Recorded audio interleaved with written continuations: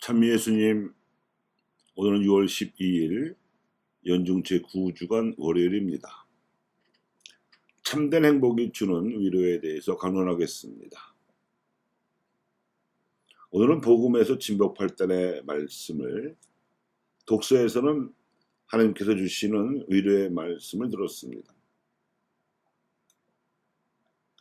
하나님 나라의 참된 행복을 선포하시는 예수님께 있어서도 그렇지만 하나님께서 주시는 위로를 선포하는 사도 바울에게 있어서도 이 행복과 위로는 세상에 선포하기에 앞서 선포자이신 예수님과 사도 바울가 누리던 영적 처지를 전제하고 반영합니다. 이 당시 바울은 에베소의 돌 감옥에 갇혀 지내고 있으면서도 고린도 공동체가 분열되고 있다는 소식을 전해 듣고 이 편지를 써서 보냈습니다.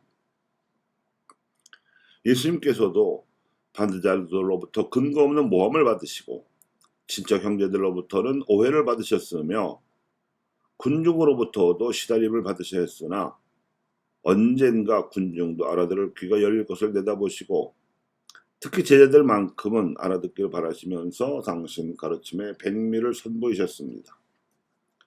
이를 말해주는 구도가 진복8단에 들어있는 산상선교의 제자 군중 이중 얼개입니다. 마태복음 5장 1절에 이렇게 되어 있습니다. 그때 예수님께서는 군중을 보시고 산으로 오르셨다. 그분께서 자리에 앉으시자 제자들이 그분께 다가왔다.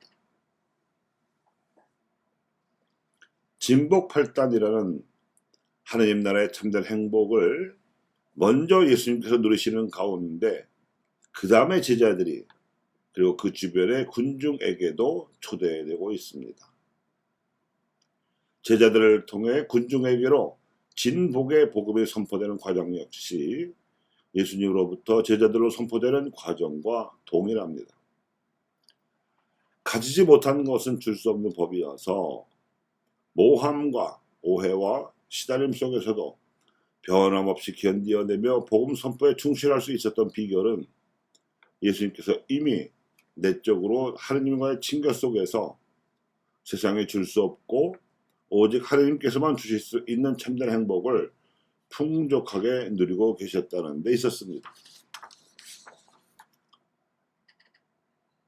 예수님의 경제사정은 넉넉지 않았으나 그 마음은 궁핍하거나 쪼들리지 않으셨기 때문에 언제라도 당신께 다가오는 이들에게 그 마음을 나누어 주실 수 있으셨습니다.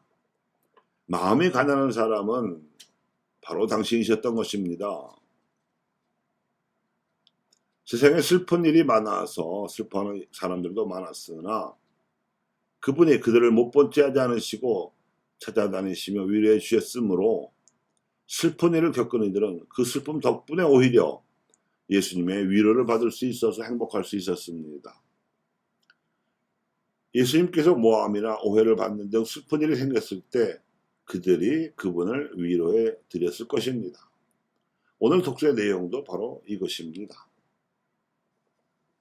예수님께서는 하나님께 무한히 온유하셨으므로 당신을 모함하는 반대자들에 대한 미움이나 당신을 이해하지 못하는 친척 형제들에 대한 섭섭함에서 쉽게 벗어나실 수 있으셨을 것이고 오히려 그 덕분에 당신께 찾아와서 도움을 청하는 익명의 군중과도 가족 같은 친교를 누리실 수 있으셨습니다. 그들과 누리는 공동체적 친교와 정서 그리고 인간관계가 그분이 차지하신 땅이었습니다. 예수님께서는 갈릴레아에서나 사마리아에서나 유다의 예루살렘이나 예리코 등지에서 시대의 불의에 짓눌린 이들을 숱하게 만나셨는데 그들에게 기회가 닿는 대로 의로운 도움을 주셨습니다. 안전병을 일으키시기도 했고 눈먼이를 보게 하기도 하셨으며 나병 환자나 중풍병자를 말끔하게 고쳐주시기도 하셨습니다. 그들은 물론 예수님께서도 흡족하게 하실 수 있었습니다.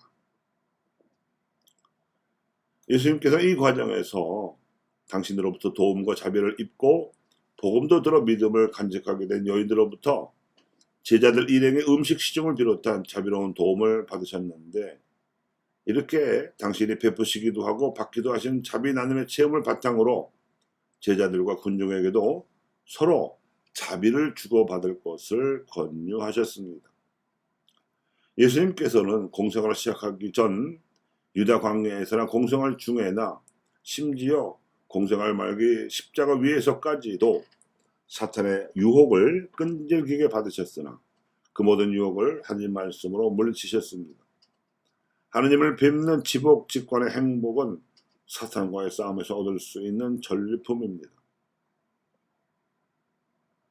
예수님께서는 비록 당신 조국이 로마 제국의 군사에게 짓밟혀서 평화를 잃어버린 상황에서 활약하셔야 했으나 장차 당신을 믿는 이들이 평화를 회복할 것을 바라셨기 때문에 그들이 평화의 하느님을 닮은 자녀라 불릴 것이라고 미리 축복하셨습니다.